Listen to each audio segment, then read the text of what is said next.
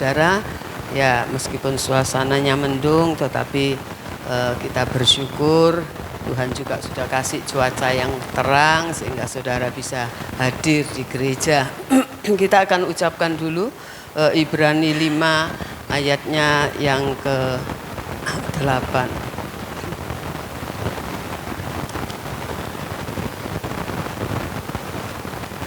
Ibrani 5 ayat yang ke-8. Yuk, 2, 3. Ibrani 5 ayat 8. Hadapi dan lawan masalah dengan kesucian. Puji Tuhan. Yuk, kita angkat Alkitab kita.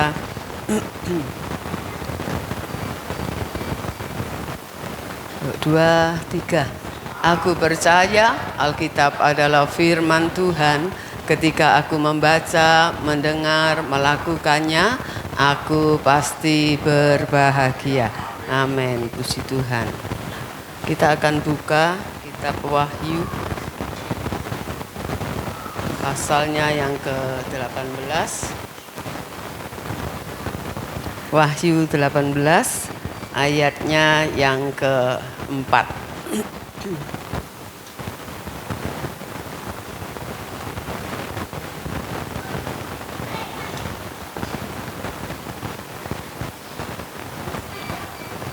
Wahyu 18 ayat yang keempat. Yuk kita belajar taat yang mulai dari hal sederhana untuk kita baca sama-sama ya. Yuk semua dapat ya. HP tolong di mode pesawat supaya tidak mengganggu. Yuk 2, 3. Lalu aku mendengar suara lain dari sorga berkata,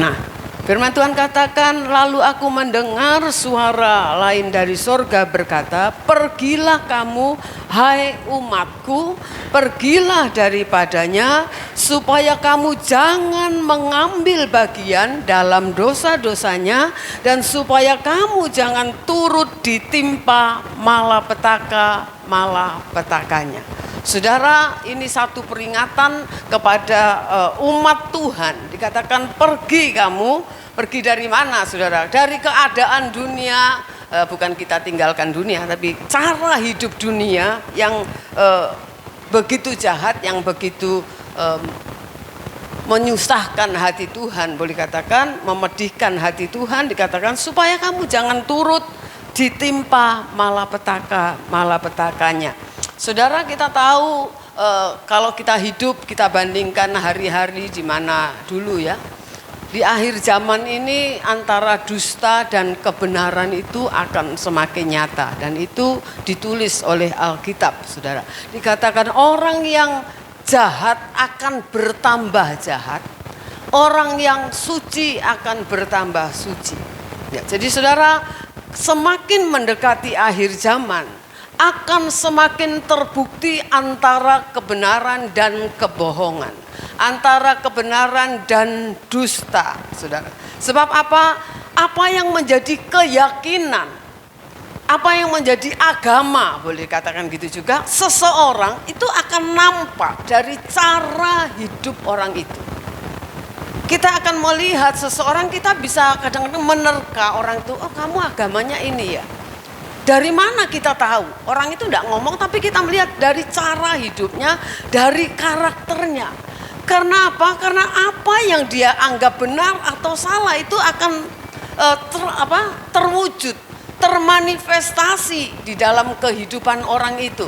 Ini cermin yang jujur, yang tidak bisa dibohongi, tidak bisa disangkal, saudara.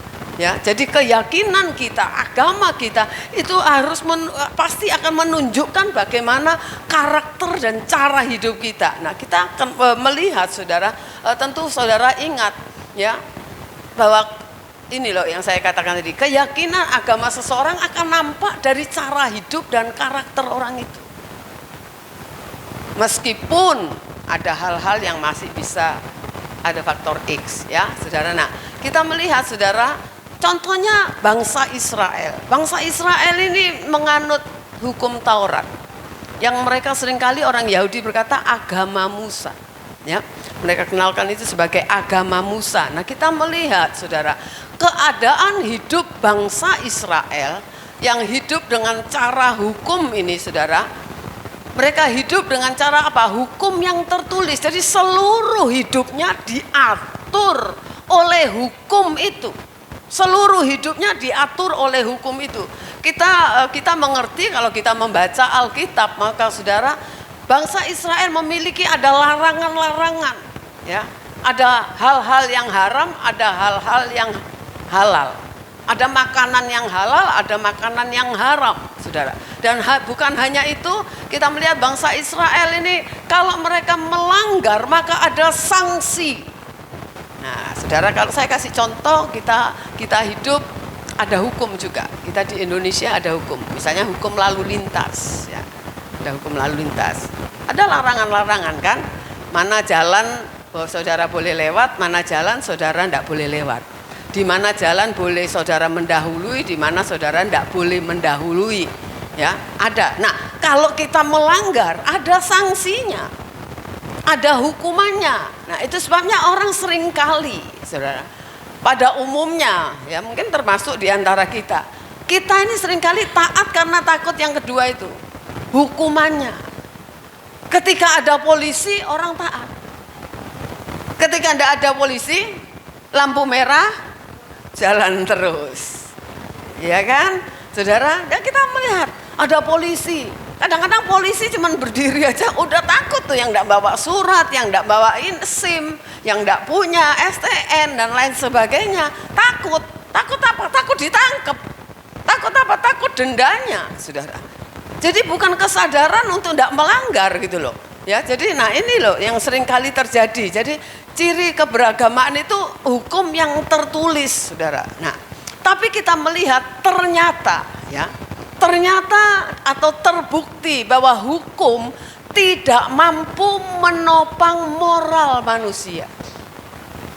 Ya, adanya hukum membuat orang semua bermoral baik? Enggak. Nyatanya penjahat banyak, korupsi tetap jalan, pencuri tetap banyaklah hal-hal pelanggaran-pelanggaran. Ini terbukti bahwa hukum tidak bisa menopang moral manusia, saudara, ya. Sebaik apapun hukum itu disusun dan berusaha ditegakkan, tapi kita melihat situasi keadaan dunia tidak semakin baik, tapi semakin jahat, semakin rusak. Itu keadaan dunia sekarang. Kalau saudara ngobrol anak-anak sekarang, saudara, mana gampang diatur dengan anak-anak zaman dulu? Halo? Zaman dulu itu fakta yang enggak bisa kita pungkiri, itu fakta. Orang dulu anaknya bisa 11, ada yang 20, bahkan saya pernah dengar anak 24. Ya apa ya anak 24 itu? Ya, saya pernah sakit ketika saya SMA, sakit tipes, saudara. Dirawat di rumah sakit di Malang itu, Sawahan itu. Ada sebelah saya Bu Haji, saya tanya anaknya 24 tuh, ya. 24. Nah, kita melihat manusia makin tidak menyukai apa yang namanya kebaikan. Ya. Manusia semakin tidak mau diatur. Ya kan, anak-anak sekarang kan sok pinter gitu. Orang tua bilang kuno gitu. Mama kuno, papa kuno. Zaman sekarang enggak gitu. Itu kan zaman dulu, zamannya mama, zamannya papa loh. Padahal yang kita ajarkan hal yang baik. Tapi mereka yang anggap kita kuno gitu. Nah, saudara, jadi kita melihat itu yang terjadi, itu sebabnya keadaan ini semakin terjadi. Nah, itu sebabnya saudara, kita melihat manusia hanya bisa diselamatkan dengan cara Bapa di sorga. Tidak ada cara lain. Manusia bisa baik, bisa diselamatkan hanya dengan cara Bapa di sorga. Tidak ada cara lain, saudara. Tidak ada cara lain. Hanya itu caranya. Manusia bisa diselamatkan. Tidak bisa pakai hukum tertulis. Kita melihat bangsa Israel dikasih Taurat kan. Dikasih Taurat mereka. Dikasih mana halal, mana haram, dikasih aturannya. Mereka diberitahu sanksinya kalau melanggar. Kalau saudara baca perjanjian lama banyak sekali. Tetapi kita melihat mereka sulit diatur. Mereka alami banyak hal spektakuler di dalam hidup mereka. Tapi kita melihat dari yang umur 20 tahun ke atas hanya 2 orang yang masuk tanah Kanaan. Yang lolos dan lulus gitu ya. Nah, jadi sebabnya manusia hanya bisa diselamatkan, tidak bisa dengan hanya cara Tuhan. Ya, caranya Bapa di surga. Saudara, caranya apa? Ya ditebus. Tuhan Yesus diutus. Tidak ada cara lain. Tuhan Yesus diutus untuk menebus dosa manusia. Supaya manusia bisa diperbaiki. Ya. Karena Bapa melihat dalam perjanjian lama, hukum tidak bisa menyelamatkan mereka. Maka Tuhan Yesus diutus, mati di kayu salib, berkorban buat manusia untuk menebus manusia dan menanggung segala dosanya.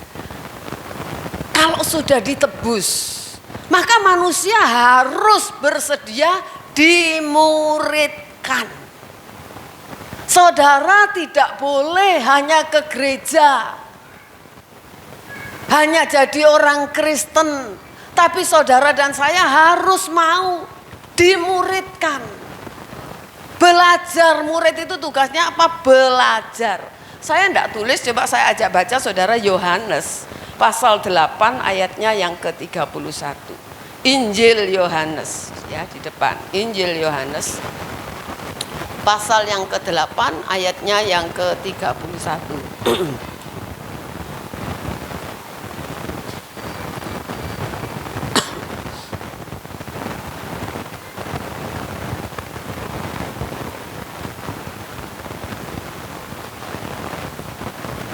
Kita baca mulai ayat 30. Ayat 30 ya. Semua ikut baca dan bersuara, jangan dalam batin.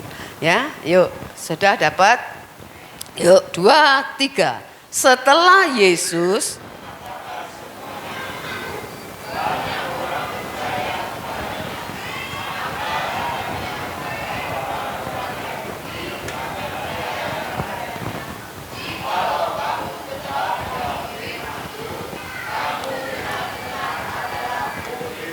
Nah, Tuhan Yesus berkata kepada orang-orang yang sudah mulai percaya kepadanya.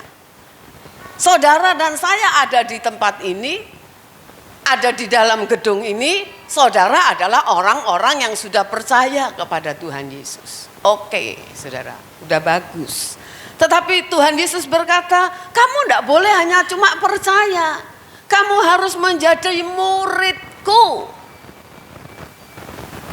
Caranya menjadi muridku, kamu harus tetap di dalam firman-Ku. Amin. Gak boleh keluar. Kalau kamu mau jadi murid, kamu harus tetap di dalam firman-Ku. Artinya apa yang aku ajarkan kepadamu itu kamu dengar baik-baik, kamu belajar baik-baik, kamu pahami, kamu mengerti. Itu. Ya. Jangan kita dengar tidak tahu apa-apa. Sudah sekian tahun jadi Kristen, kalau ditanya apa itu jadi murid, tidak tahu juga gitu. Ya katanya sih belajar. Ya, belajar apa?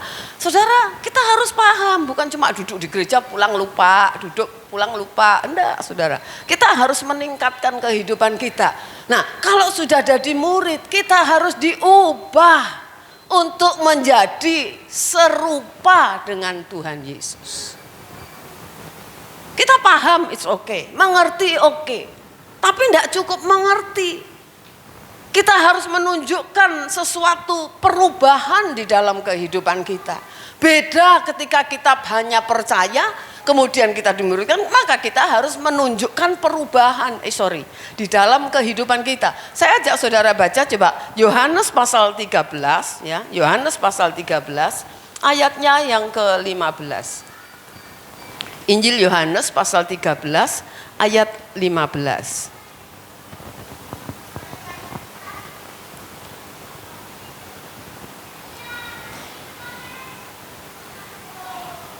Dapat ya? Yuk baca, semua ikut baca. 2, 3. Sebab aku telah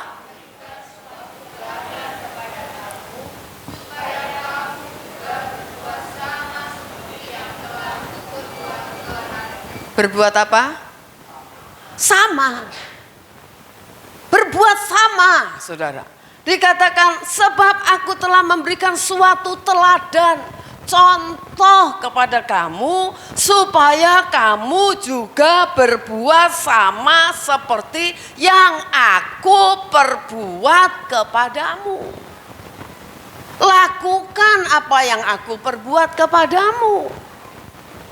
Ya, saudara, dalam hidup kita sebagai orang Kristen atau di dalam kekristenan tidak ada hukum secara terperinci yang mengatur cara hidup jemaat. Tidak ada. Kalau saudara baca bangsa Israel terperinci, saudara. Taurat itu bahkan dijabarkan. Ada Hokim, ada Misipatim, ya.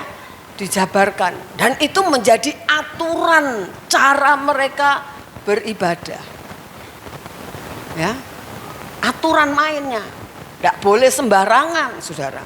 Duduk aja tidak, misalnya duduk aja tidak boleh sembarangan, berpakaian tidak boleh sembarangan, ya, semuanya, ya, semuanya diatur secara terperinci. Tapi dalam kekristenan memang tidak ada. Nah, kita harus mengerti, saudara, bahwa hukum Taurat itu hanya penuntun, hanya tutor sementara.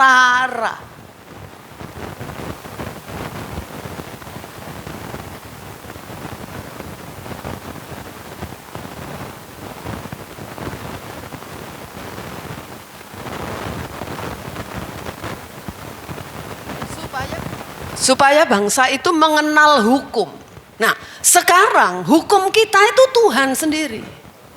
Tidak ada hukum tertulis seperti Taurat, harus begini, harus begitu, tidak boleh gini, tidak boleh gini, tidak ada. Ya kan? Saudara, saudara pakai pakaian, tidak ada aturan di bawah lutut sekian senti atau di atas lutut sekian senti. Tidak ada. Ya, hukum kita itu Tuhan sendiri, saudara. Apa artinya? Setiap tindakan, artinya Tuhan itu jadi hukum kita. Setiap tindakan yang kita lakukan harus sesuai pikiran dan perasaannya Tuhan. Artinya juga segala yang kita lakukan seturut dengan komandonya Tuhan. Komando, apa yang Tuhan suruh itu yang kita lakukan. Ya, saudara. Jadi itu yang kita harus mengerti, saudara, ya, bahwa hidup kita Tuhan sendiri hukumnya. Makanya nggak ada ini itu boleh, nggak boleh, nggak ada, saudara. Ya, merokok boleh nggak? Ya Tuhan suruh kamu ngerokok nggak? Narkoba boleh nggak? Kamu Tuhan suruh nggak? Gitu aja. Ada banyak orang bikin pembelaan, nggak ada kan di Alkitab merokok dilarang. Kecuali di pom bensin dilarang merokok, ya kan gitu. Tidak ada di Alkitab, tidak ada. Lah zaman dulu itu tidak ada rokok, saudara mau cari, tidak ada. Ya, saudara. Jadi banyak orang membuat pembelaan sendiri, tidak ada kan. Makan ini tidak boleh, oh gitu misalnya. Ada sebetulnya, makan lemak itu loh tidak boleh, betul ya? Kalau di Taurat makan lemak boleh nggak? Tidak boleh. Lemak itu harus dipersembahkan, harus dibakar, saudara. Ya, saudara ya. Nah, jadi kita melihat. Tapi kalau sekarang saudara mau makan juga terserah gitu kan. Yang penting saudara harus mengerti. Nah, gitu ya. Nah, sekarang kita lihat coba Galatia pasal 2 ayatnya yang ke-19 dan 20. Galatia pasal 2 ayat 19 dan ayatnya yang ke-20.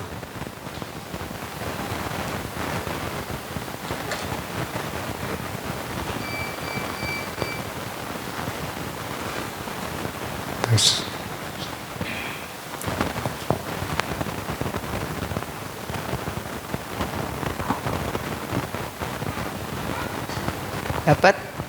Yuk baca ya. Galatia 2 ayat 19 dan 22, 3. Sebab aku telah mati oleh hukum Taurat untuk hukum Taurat supaya aku hidup untuk Allah. Aku telah disalibkan dengan Kristus, namun aku hidup.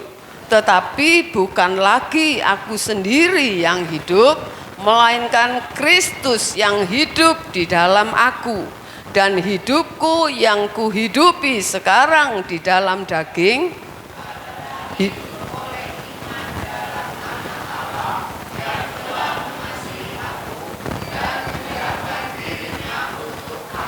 nah, ini pengakuan Paulus, saudara.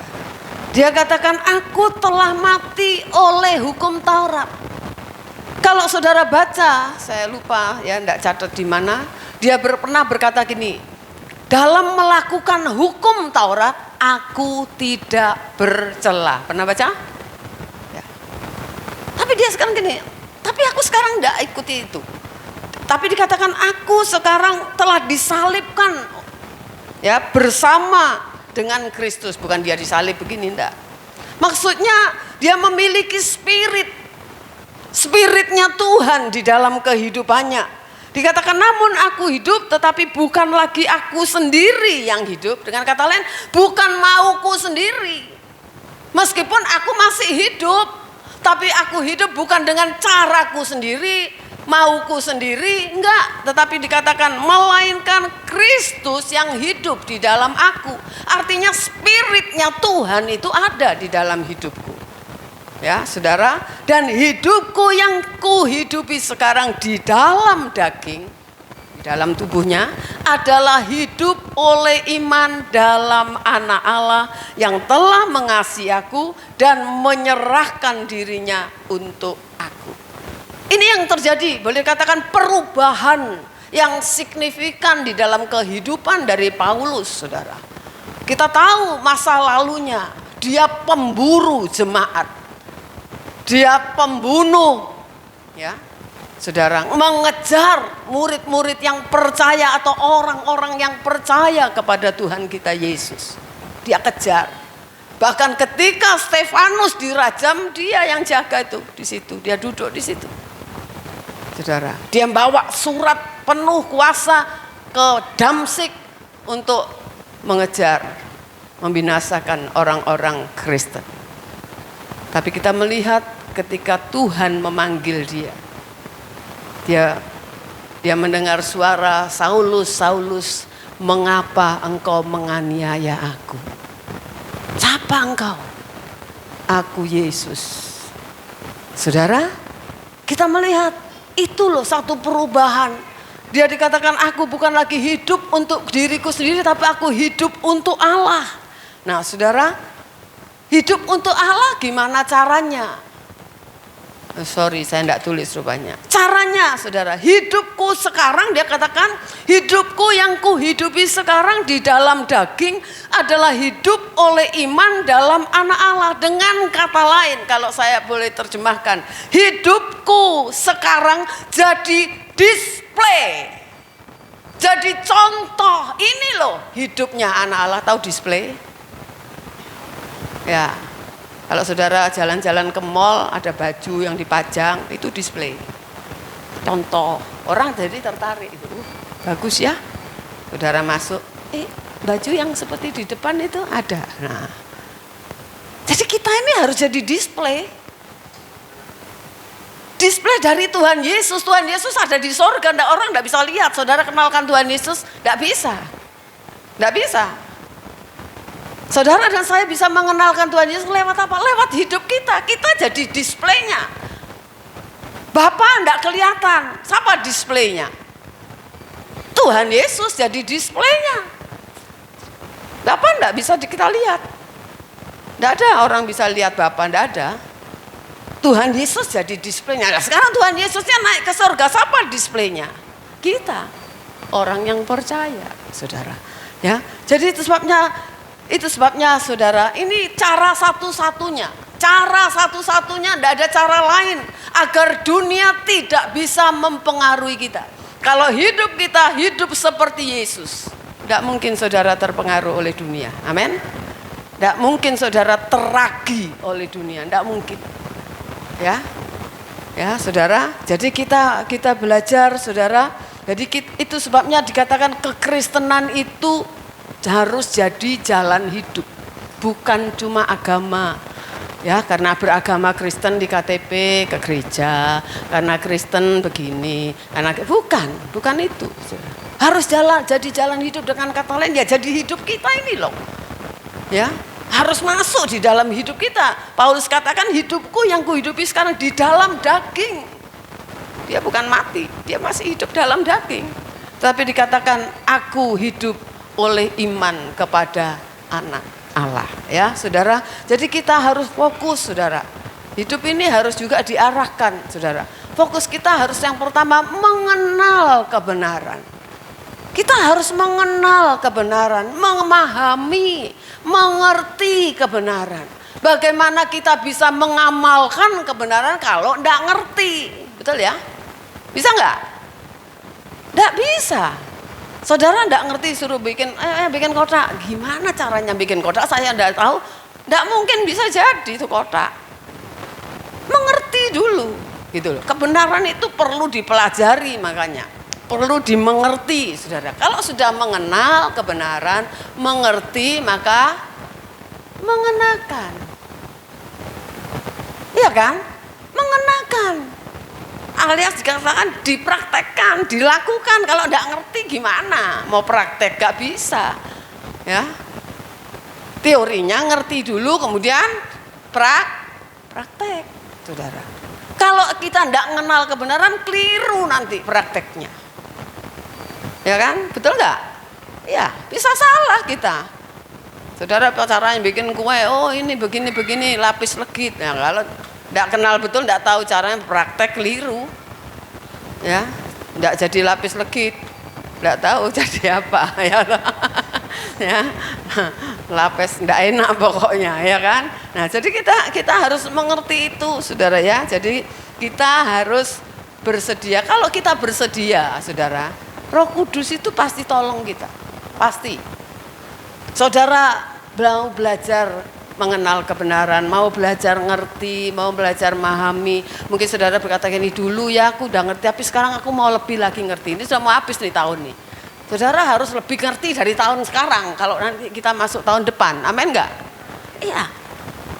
Jangan tambah gitu ya, saudara. Kita harus lebih ngerti. Nah, kita harus belajar mengenakannya di dalam kehidupan kita. Perubahan itu supaya terjadi di dalam kehidupan kita, ya. Kalau kita tidak mau diproses, saudara, maka kekristenan kita itu hanya jadi agama. Saudara hanya jadi orang beragama Kristen. Kekristenan tidak menjadi jalan hidup kita. Apa dampaknya? Kalau orang hanya beragama Kristen tapi tidak menjadikan Kristen itu sebagai jalan hidupnya, apa dampaknya? Hidupnya tidak beda dengan orang dunia, tidak beda. Saudara pernah lihat orang Kristen yang podo wae? Banyak kan ya? Sama aja, tidak ada bedanya. Mereka tidak ke gereja, kita ke gereja, itu aja bedanya. Bedanya itu aja. Tapi kelakuannya bisa sama, saudara. Ya, jadi kita mesti belajar ini, saudara ya. Hidupnya orang yang tidak mengenal keselamatan di dalam Tuhan Yesus, kalau kita tidak mengenal kebenaran, Kristen hanya jadi agama, yaitu hanya puas apa? Memiliki moral secara umum. Jadi yang penting aku baik, tahu? Yang penting aku tidak nyakitin orang, gitu aja, saudara. Gitu aja, cuma apa ya? Standarnya ya hanya begitu, saudara ya. Ikut kegiatan rohani, ya mungkin ikut, tapi tidak mau sungguh-sungguh gitu. Saudara sungguh-sungguh enggak? Saudara yang tahu, jawaban sendiri. Saudara sungguh-sungguh enggak? Jadi Kristen ini, Kristen yang sungguh-sungguh apa cuma, ya sudahlah, pokoknya sekadung jadi Kristen ya nyang gereja segitu aja. Ya. Jadi kita melihat, enggak mau sungguh-sungguh mengenal Tuhan, enggak mau sungguh-sungguh mengenal Tuhan. Saya tulis enggak ya? Oh enggak. Jadi akibatnya apa? Karena enggak mau sungguh-sungguh mengenal Tuhan. Padahal pengenalan akan Tuhan menentukan kesucian hidup kita. Semakin saudara mengenal Tuhan, semakin saudara akan menjaga kesucian hidup. Tuhan tidak mau aku begini, Roh Kudus bicara, saudara mendengar. Ya, saudara. Kita melihat saudara ya. Jadi untuk bisa menghindarkan diri dari dunia yang jahat, saudara, kita harus jadi orang percaya yang sungguh-sungguh. Kalau enggak, bisa. Kita akan hanyut bersama dengan dunia karena sama aja kita. Sama aja kita dengan mereka. Itu sebabnya kita harus mengenal Tuhan dengan benar. Kalau saudara mengenal Tuhan dengan benar, saudara akan peka terhadap kehendak Tuhan. Saudara akan berlatih melakukannya. Kalau saudara tidak berlatih, berarti saudara tidak sungguh-sungguh. Seperti saya katakan, orang yang bilang aku wis gini nih, lu mesti ngerti gua ini gini. Oh, orang seperti itu pasti, pasti idem dengan orang dunia. Meskipun dia Kristen, boleh katakan puluhan tahun, udah ya. Seperti saya katakan, karakter seseorang itu sangat dipengaruhi oleh keyakinannya. Kalau dia yakin ini benar, itu yang dia lakukan. Meskipun salah mungkin, tapi kalau dia yakin itu benar, ya dia lakukan. Karena dia yakin benar, betul nggak? Iya, saudara. Ya. Tapi kita akan melihat orang yang percaya harusnya diwarnai oleh karakternya Tuhan. Harus diwarnai. Ya bertahap mungkin, tidak langsung berubah total. Mungkin pelan, tapi ada perubahan gitu loh. Ada perubahannya, saudara. Anak-anak kita bisa merasakan perubahan hidup kita, istri kita, pasangan kita bisa melihat, merasakan perubahan kehidupan kita, saudara. Ya, itu loh, ini loh keistimewaannya keselamatan di dalam Tuhan itu. Manusia diubahkan dengan cara mengenakan hidupnya Tuhan Yesus itu. Beda kita dengan mereka itu. Kalau mereka kan hukum. Ya kan? Doa harus begini, tangannya harus gini, duduknya harus begini, diatur. Ya. Padahal kalau di Kristen ya tidak terlalu penting, yang penting sopan kan gitu ya, saudara. Jadi kita lihat coba Roma 13 ayatnya yang ke-14. Roma 13 ayat 14.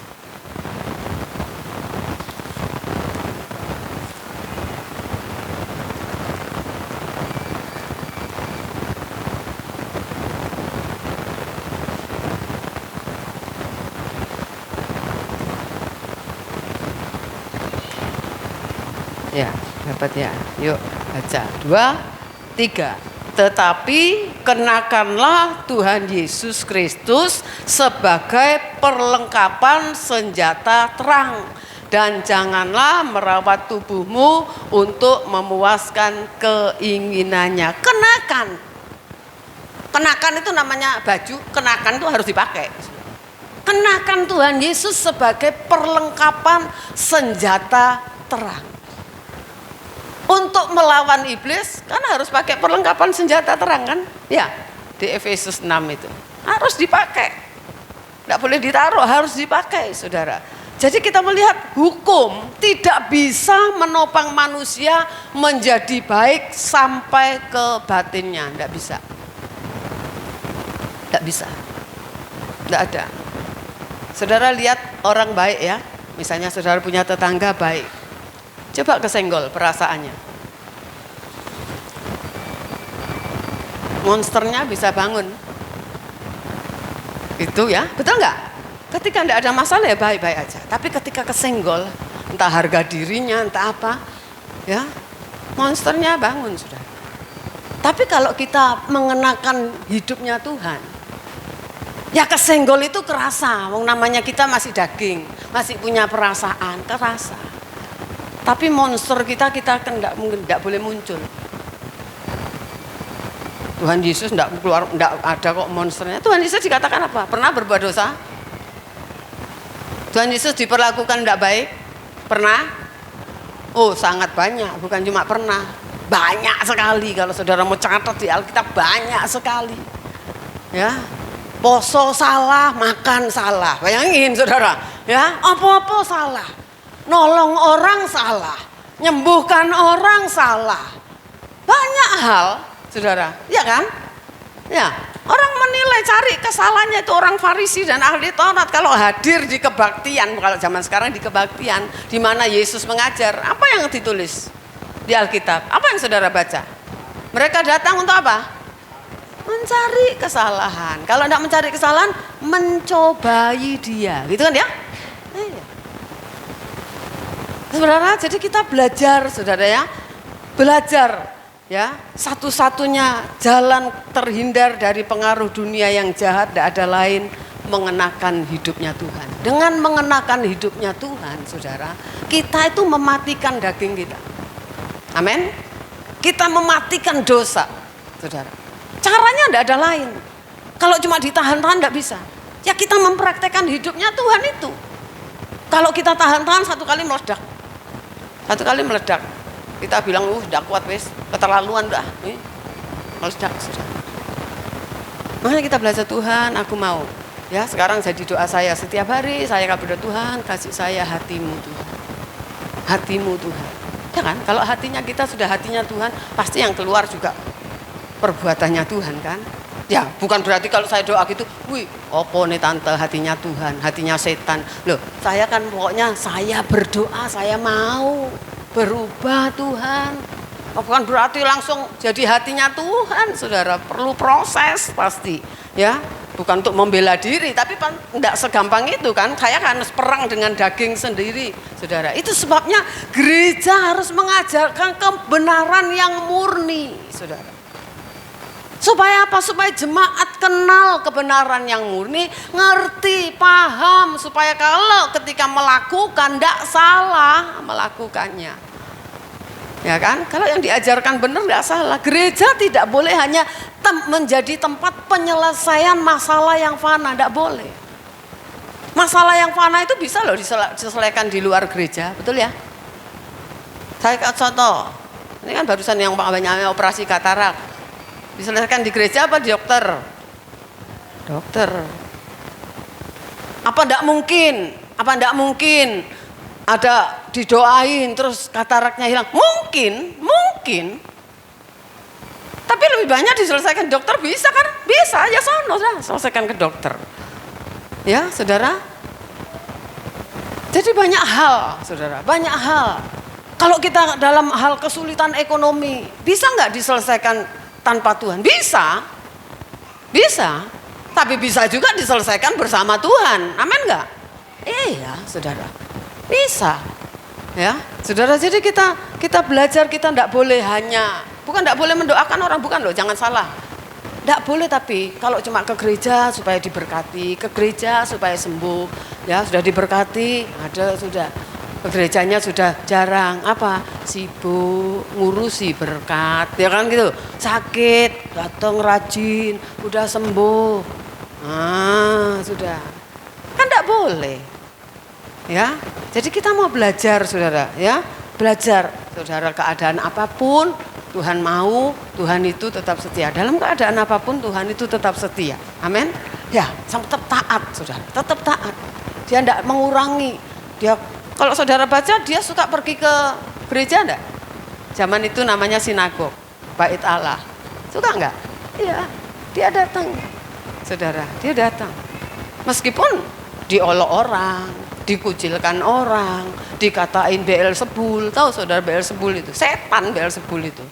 Jadi setan-setankan, dan apa-apa, dia tetap aja dia melayani. Ya. Tapi kan kita seringkali baru dikata sedikit apa sudah nggak mau melayani, mundur, apa-apa aja kita belajar hidupnya Tuhan itu loh. Kesetiaan Tuhan, setia itu bukan cuma waktu enak, saudara. Bukan waktu seneng, justru waktu kita menderita. Di situ diuji kesetiaan kita.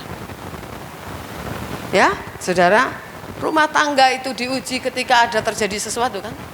Kalau seneng-seneng semua it's okay kan. Tapi ketika ekonominya turun, mulai itu bisa geger itu. Ya kan? Nah, itu diuji. Tapi kalau wis ya wis apa ndak ada uang ini, ndak dapat hasil ya apa, ya yuk doa.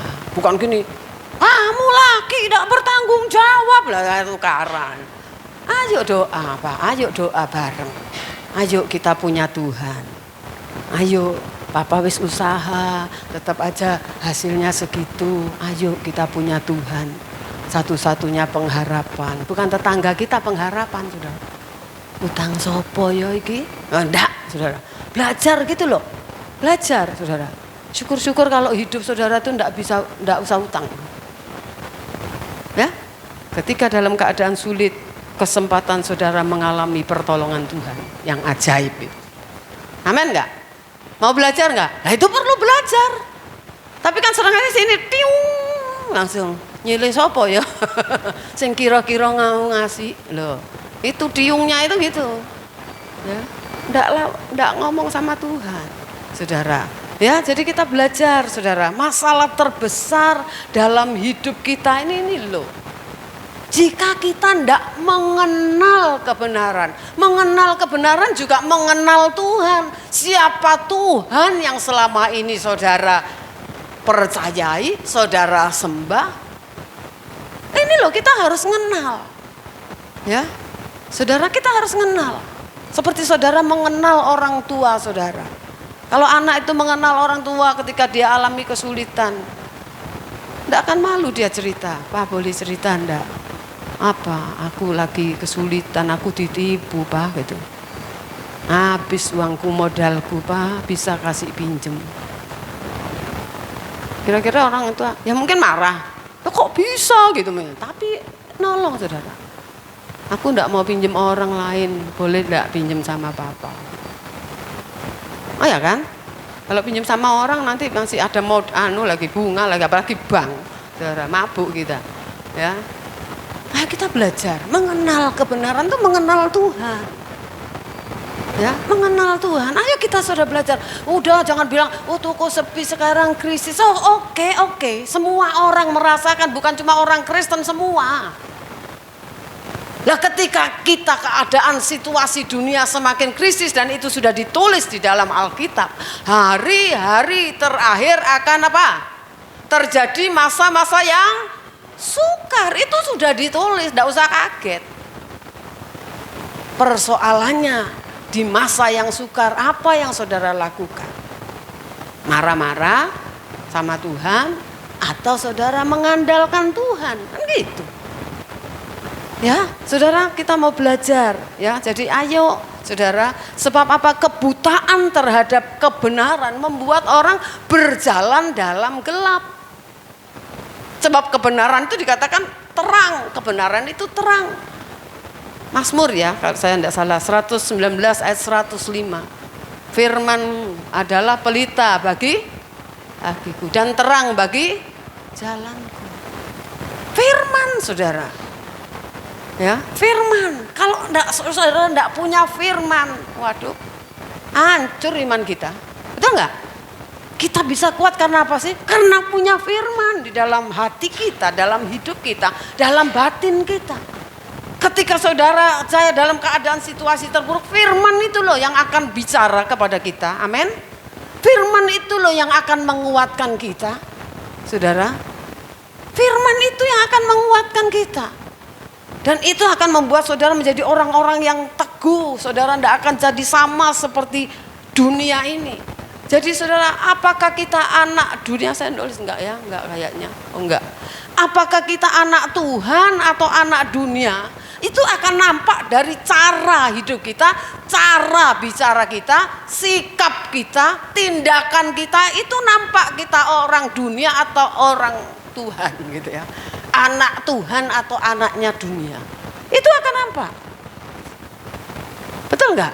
Ketika kita menghadapi sesuatu, loh, reaksi kita ya sebagai anak dunia atau anak Tuhan. Itu akan nampak, enggak bisa dibohongi itu saudara. Ya, itu cermin hidup kita. Firman Tuhan katakan apa? Dari buahnya kamu akan tahu pohon apa itu, betul enggak? Ya, kadang-kadang kita seperti kemarin tuh saya ke rumah sakit bingung sama Oni. Itu pohon apokat apa bukan ya? Kita bilang apokat, Oni bilang bukan. Ya karena enggak ada buahnya, daunnya mirip apokat. Ya podo-podo enggak tahu. Kalau nanti sudah berbuah kita tahu. No, bukan apokat, no, apokat. Betul enggak? Ya, mangga itu aja kalau kita enggak tahu, yang enggak jeli, enggak tahu. Daunnya banyak macam kan? Ya, mangga apa ini kalau berbuah kita baru tahu, oh itu mangga ini, oh itu mangga ini, ada kan yang mirip daunnya saudara. Ya, Saudara ngomong rambutan, tahu mana yang binjai, mana yang Aceh, mana yang kecut, tahu? Enggak tahu, daunnya podo kabeh. Betul? Nah, kita juga. Kita anak dunia atau anak Tuhan nampak dari cara hidup kita, cara kita bicara, cara kita bersikap, cara kita merespon sesuatu, bertindak sesuatu, beda enggak sama anak dunia? Gitu loh saudara ya. Itu sebabnya dibutuhkan pembaharuan pikiran. Mindset harus dirubah serupa Tuhan Yesus, bukan serupa dengan dunia. Roma 12 ayat 1-2 itu ya. Jangan kamu serupa dengan dunia, tapi berubahlah oleh pembaharuan mindsetmu. Jadi kalau mindsetnya tetap lama, ya anak dunia terus. Tidak akan berubah. Tahun demi tahun tidak akan berubah. Ayo kita belajar. Berat memang. Bagi daging kita berat. Tapi kita berkata, Tuhan aku mau. Ketika kita jatuh kita berkata, Tuhan ampuni, aku salah, aku jatuh, aku tidak seperti engkau, bereaksi tidak seperti engkau, ampuni. Jangan gini, biarin, gue tidak takut. Oh, itu namanya anak setan, betul nggak? Tapi kalau anak Tuhan menyadari, Tuhan aku salah, aku mau berubah. Amin saudara, kita sudah hampir habis ya tahun ini. Ayo semakin dewasa, semakin berubah, semakin jadi murid. Jadi murid dulu mau diajar, mau belajar, kemudian sudah ngerti, ayo belajar dipraktekkan sama-sama. Saya enggak kebenaran, enggak. Saya juga jauh dari, masih jauh gitu ya. Banyak kekurangan ya. Baik ngomong, baik bertindak, bersikap, banyak saudara, masih banyak. Tapi ayo belajar. Kalau kita mau, Roh Kudus akan tolong kehidupan kita semua. Tuhan memberkati. Yuk pemain musik, kita